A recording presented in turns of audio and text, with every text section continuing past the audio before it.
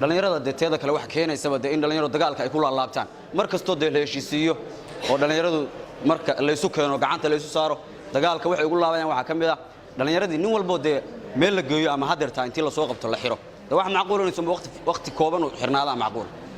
dhalinyarada in la hayo yani waqti fiican dhalinyaradu ay dareemaan daqdiga iyo kuleylka yaala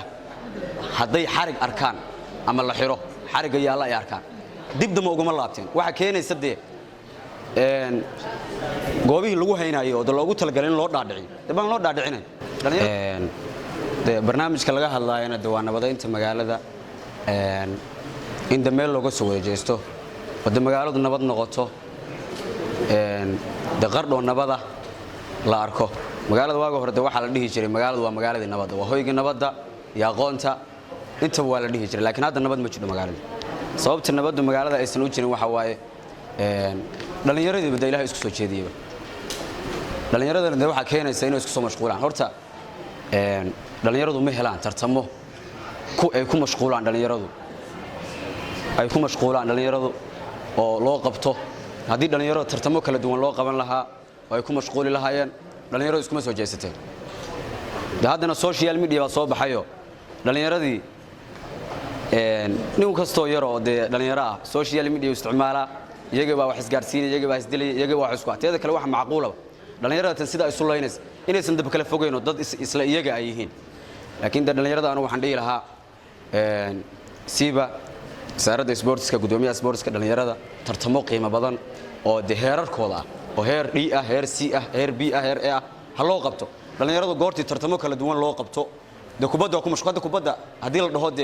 kubad dhalinyaradu waa la iska deenayaa kubad meel baa looga soo wadajeesanaya horta dhalinyaradu hadda waxa isku hayaan wax kale ma dhalinyaro balwad bay baran lahaayeen waa fasahaad lahaayeen hadda waxa isku haya dhalinyarada tahriibkii iyo balwadii ka hor taagan waxa weeye kubadda ay ciyaarayaan kubadduna waa madadaalo inta yarta garoonka lagu jiro la isku qurxinayo ma fahanti marka laamaha amnigan in la shaqeeyno maamooyinka ay la shaqeeyaan waalidku ay la shaqeeyaan dhalinyaradu ay la shaqeyso iyaga laftigoodu maamulku iyo taliyaha iyo taliye ku-xigeenka iyo maayarka magaalada inay meel uga soo wada jeestaan laftigoodu dhalinyarada tan xaafadda iyagu laftigoodu isku haya kiis adagna laga soo saaro magaalada tanna waa loo wada dhashay magaalada waa la wada degan yahay magaalada amnigeedana loo wada kaco laga wada shaqeeyo